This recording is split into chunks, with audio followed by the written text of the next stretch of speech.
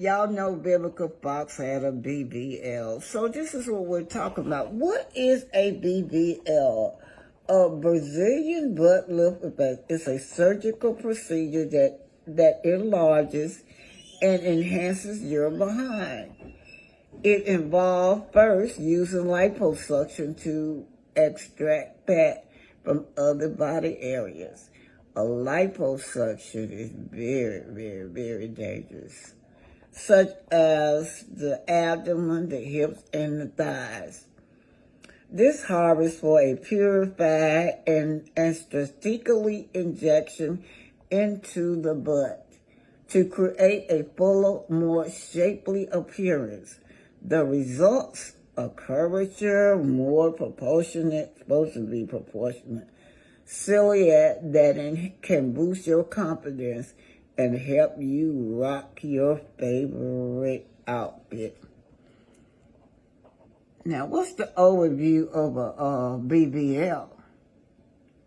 The Brazilian butt lift journey begins with a thorough consultation, y'all. But let me show y'all what they say, identifying the body smell. Only if it's infected. Identifying the BBL smell. The BBL smell is often described as musty or slightly sour, but it should not be overpowering. You may notice the odor more prominently after sweating or sitting for extended periods. However, if the smell is accumulated by other symptoms like redness, swelling, or fever, this could be signs of infection, y'all. What causes the BBL smell? Liposuction and fat graft. You love to go out there and run the street and like a little cat, a little stray cat. That's what you eat, a little stray cat. Run out there and run the streets like a little motherfucking kitty cat and get people information and then try to come back and make it your content like you the one out there and you to work hard for this shit.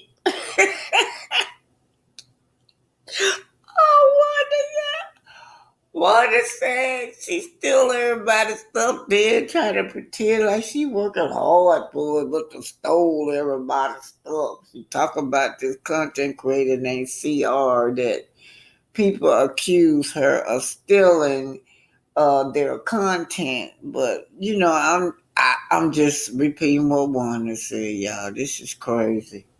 Bitches, you ain't working hard. Don't work at all. Don't be using nobody else's content to bring you no content, okay? Let me see, can I read some of these things, y'all? I don't have on my desk, but I'll try. Oh, Wanda, read something else. She good. Like this bitch wish she should. She wish she could look like you. She wish she could. That's what I call a beautiful, red, bright, young, yellow lady. She looks good. She looks damn good. That's what I'm saying about who live. So y'all go back and say one over there talking about her. I'm giving her her props. Baby.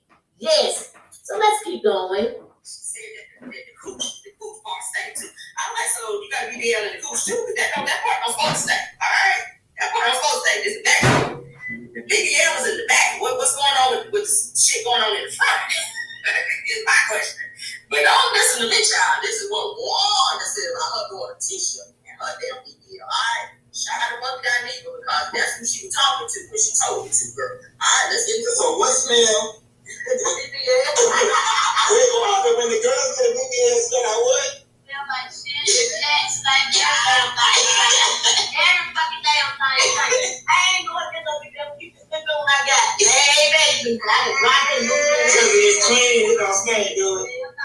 I'm foul on my ass no more. Chill fucking on damn shit called cancer too. I use good man. What we put on today? What that one you put on me today? What's your put on something? Y'all lesbians. What's your put something on you for? No, I went to her house and she had all this computer. Baby, I'm sprinkling dickly, honey. Period, boo. Period. And we been friends for it. She lied and said my baby had a BBL. Bitch, prove it.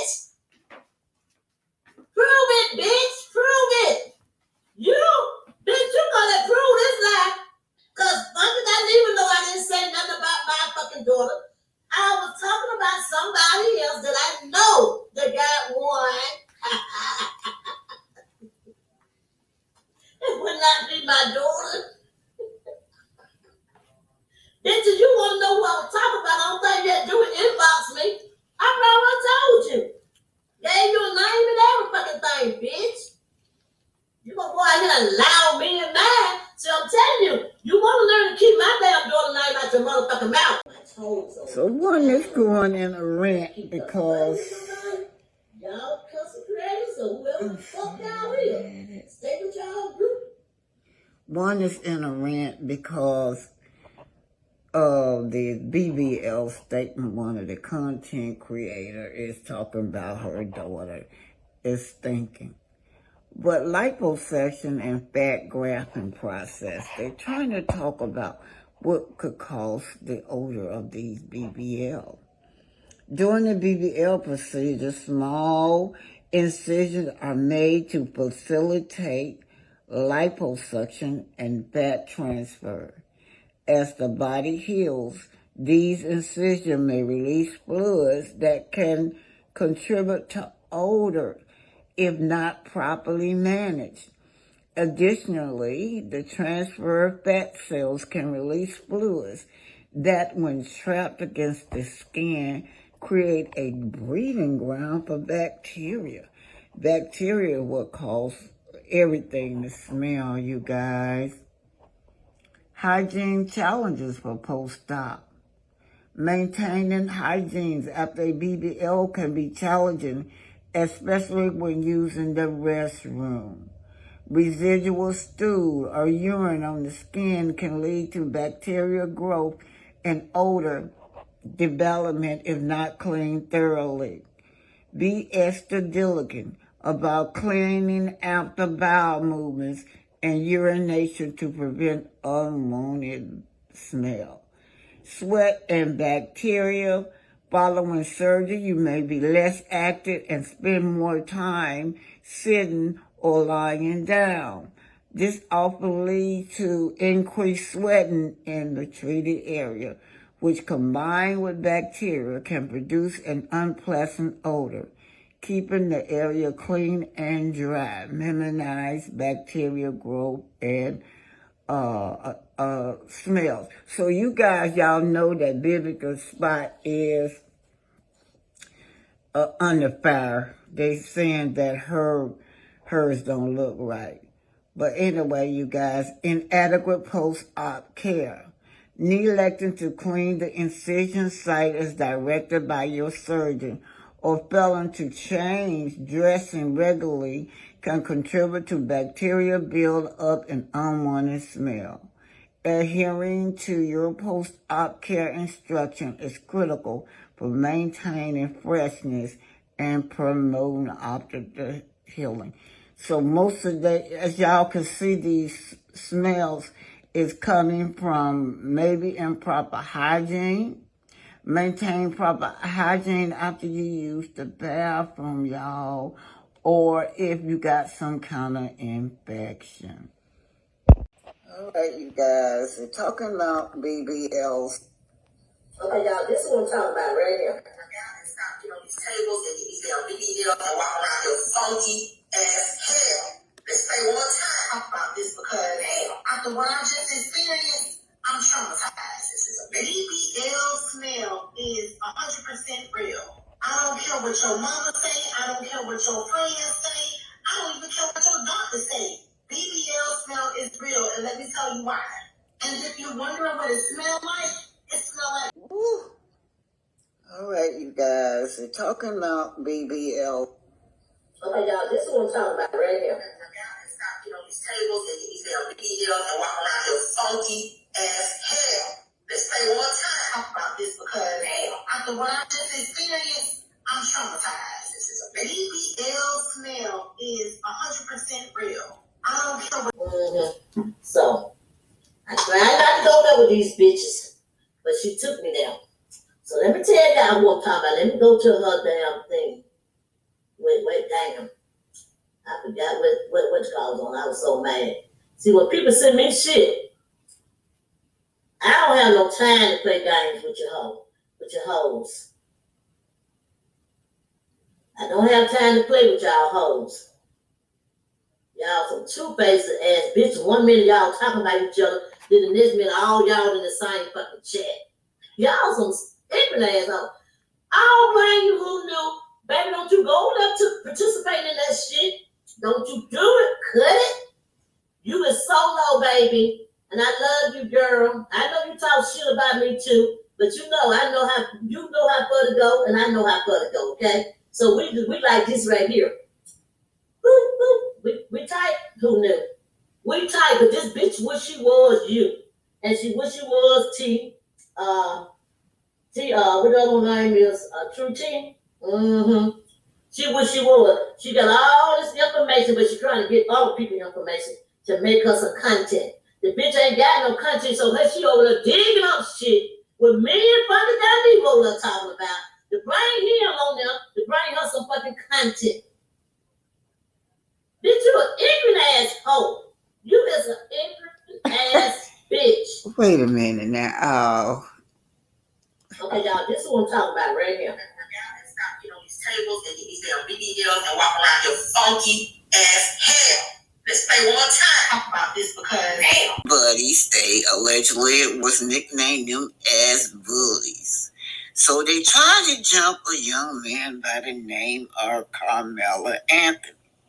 So let's show you Carmelo Anthony, you guys, trying to tell the story. This is Carmelo Anthony. Now, he's been booked. Anthony fled immediately after the attack, but remained in the area. What's going on is he was a track star, 4.0, never been arrested, never been in the jail, straight A student and a track star. He actually was at his own track meet when, let me just get this now. 16-year-old Carmelo Anthony accused of killing 17-year-old Austin Metcalf. So I gotta go back now. So Austin Metcalf, let me show you, is a twin, right? According to this, he one of the twins came on there, which is Mr. Austin Metcalf told him that he did not belong here. Said that Mr. Anthony had no business being there. So, obviously, there was witness was saying that they had bullied this young man. They had took his phone, stumped his belongings, constantly was bullying this man. So when they saw him at the track meet, where he supposedly be there, under the tents, he came over, the victim. Mr. Austin Metcalf came over and grabbed him. And then he had warned him, don't touch me. Don't touch me. He touched him anyway, then proceeded to grab him out of the tent. Now, the tents are for the athletes, right? I guess they go chill out. The athletes chill out. But guess who is the athlete? You guessed it, the black man, Mr. Anthony. It was his. Come to find out, he tried to grab this boy. He grabbed him, right? And tried to pull him from under the tent, and he stabbed him. Clutching his bleeding wounds, the knife ripped into his chest, clean through his chest. He died, you guys. He died. But the media don't tell you about the young man. Never had a criminal history before. The media don't tell you that they had bullied this young man until Kevin Hayes came on the scene. He witnessed everything. He was a family friend. Wait a minute now. The witness trying to make Mr. Anthony out to be a boogeyman, a demon, when in fact Mr. Anthony was bullied. Looked like he was doing. Let's just see what he's saying. He's saying the twins just didn't ask him to leave. They tried to jump him, y'all. These are things y'all need to know. Before attacking him, they tried to take his belongings, broke his phone, Yes, they did all this to him. They constantly was bullying him. He was a lot shorter than they were. He was a lot smaller than they were. So ask yourself, if a 200-pound attacker came at your child, what do you expect him to do? And yet, despite everything, the media is trying to destroy Carmelo's name when he really is a good child. Straight A, 4.0 average, and never been arrested before. He was the athlete. That tent belonged to the school for the athlete. They were not the athlete that day. So they're even showing a picture of Mr. with an airsoft gun, a gun that's not even real, that Mr. Anthony had. Not even a real firearm to manipulate the public, y'all. Why? Because they want to paint him as a criminal instead of a victim. Let's talk about who Carmelo really is. He's a respectful, well-mannered young man. 4.0 student with multiple college offers. A kid with zero criminal history, not even a blemish. A son raised in a loving home by parents who taught him right from wrong, you guys. But yet and still, he's going to be a bully. The truth about Carmelo, let's set the record straight. Enough with the misinformation, says his friend. It's normal for students from different schools to gather under another school friend tent. He was not trespassing or looking for trouble. The claim that one of the twins had never seen Carmelo before is a blatant lie. They had been bullying him. No student has the right to remove another student from a school-owned tent. He physically tried to toss this boy out of the tent. Not even the twins. Carmelo is a track athlete. The twins are not. He wasn't even expecting them to be.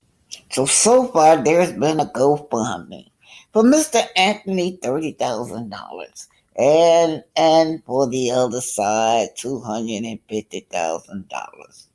But look at what people are saying. Quio is saying he felt entitled to put his hands on that young man. That's all they do it. Keep your hands to yourself. Wow. So then Ricardo says, so if Kyle Rittenhouse, George Zimmerman, Daniel Perry can say it was self-defense and take pictures with Trump afterwards. But for the black person, right? For the black kid, he's a thug, y'all. And then the other one says, oh, yeah. Southboy said, this is the time we as black people need to help him. Stick by him and help with him. What do you all think? Why is it so hard for the law to exercise, stand your own ground when it comes to black people? It's never okay to bully. Never. Regardless of what color you are. It's both families are just grieving, I'm sure, on both sides. But was it self-defense? Was it stand your own ground? Was it bullying? What do y'all think that the courts is going to do with this young man? He's just a teenager. Both of them, one 16 and the twins was 17. They both were just children. Bullying is never okay. Marvin Sapp said, close the doors. I gotta raise $40,000. Well, he's saying his side of the story. His side of the story is just a misunderstanding. Here's Ricky Smiley. Y'all know Ricky Smiley. He loved him from Marvin Sapp. So Ricky Smiley has invited him on his show. Let's listen. The Ricky Smiley Show. Reach my morning show, 25 minutes after the hour, y'all. Our next guest has been all over the internet lately, and he's here with us today to set the record straight. He's an award-winning singer, bishop, and pastor of the Chosen Vessel Church in Fort Worth, Texas. Joining us this morning is a friend of the show, Marvin Sapp. And good morning. Thank you for joining us this morning. Thank you. And listen, let me say this. I'm not here to exploit the situation. You are my friend. Thank you, sir. And I'm a real friend. I'm a loyal friend. You understand? And I haven't even talked to you this week. I know your phone was blowing up, but I had sense enough that everything that you sat here and said during the commercial break, I already knew. You don't have to explain that to me. I grew up in the church in your own way. In your own way. Let's start with the attacks that are on you and the death threats on you and your family. Well, let me just start. Whatever way you want to start. Let me just start by saying first, Ricky, I thank you for this opportunity. Yes, sir. I thank you for the opportunity to be able to come on your show and for you to use your platform to give me a chance to just, add some context. Yeah. Some context and clarity to, a clip that, a whole lot of people have seen. Sadly, one of the things that has happened is, people have created a narrative that is absolutely not true. Number one, the narrative was created, that I raised money at my church, that I kept the people at my church hostage until I raised $40,000 for me. That's the narrative that has been shared, that there are a lot of folks up in my church that, I made them give $40,000 and I wouldn't allow them to leave until they gave it to me. And to be honest with you, that is absolutely false. Yeah. Number one, that offering was taken last year. This was a service that happened last August. Number two, it didn't happen at my local church. It actually happened at a national organization's international meeting where churches from all over the country, all over the world came together for the purpose of celebrating the Lord and Savior Jesus Christ. People took issue with me saying, shut the doors. Understand, I never said lock the doors. Yeah. I said, shut the doors.